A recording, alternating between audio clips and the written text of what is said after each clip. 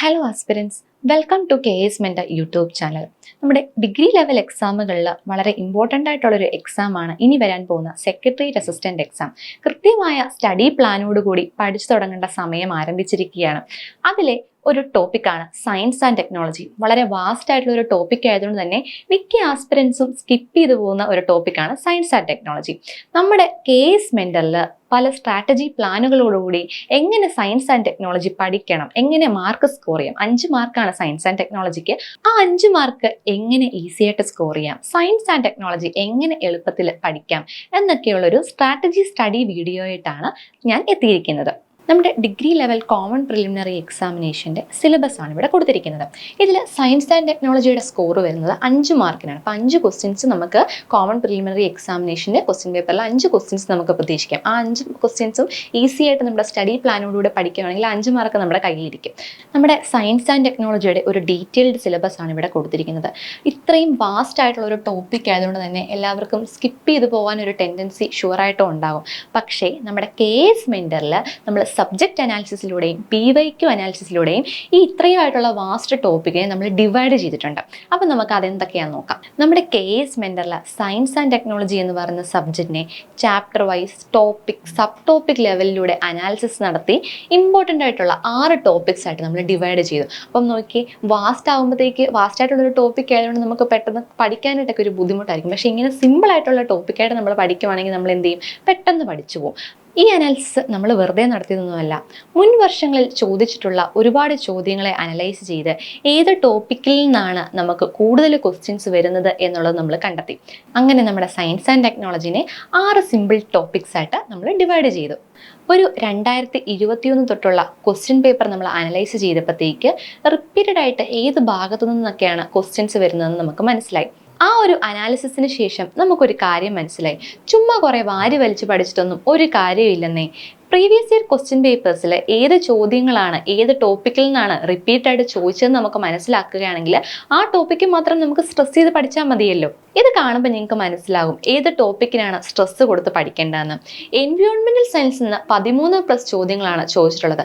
അതായത് ഒരു ക്വസ്റ്റ്യൻ പേപ്പറിൽ 2 ക്വസ്റ്റ്യൻസ് എങ്കിലും എൻവയോൺമെൻറ്റൽ സയൻസിൽ നിന്ന് നമുക്ക് പ്രതീക്ഷിക്കാം. നമ്മുടെ ഡീറ്റെയിൽഡ് സിലബസ് എടുത്ത് നോക്കുമ്പം എൻവയോൺമെൻറ്റൽ സയൻസിൽ തന്നെ ഒരുപാട് ടോപ്പിക്കുകളുണ്ട്. അപ്പോൾ ഇതെങ്ങനെ പഠിക്കും എന്നൊരു കൺഫ്യൂഷൻ നിങ്ങൾക്ക് കാണും.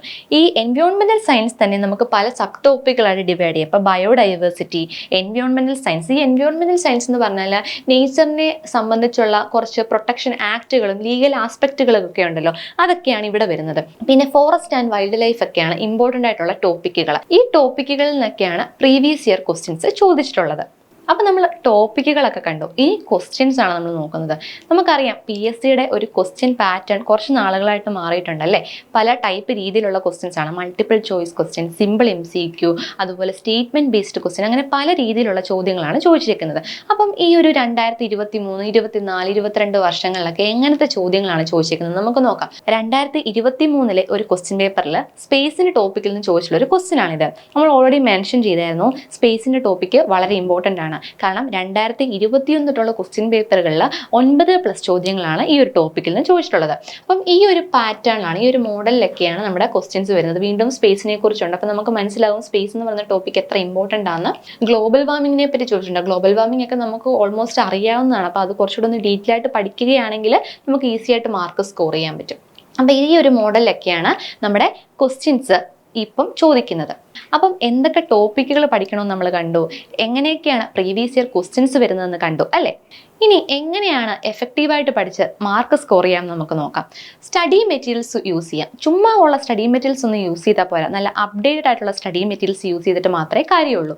പിന്നെ പ്രീവിയസ് ഇയർ ക്വസ്റ്റ്യൻസ്, അപ്പോൾ നമ്മൾ കുറേ വാരി വലിച്ച് പഠിച്ചിട്ടൊന്നും മാത്രം കാര്യമില്ല.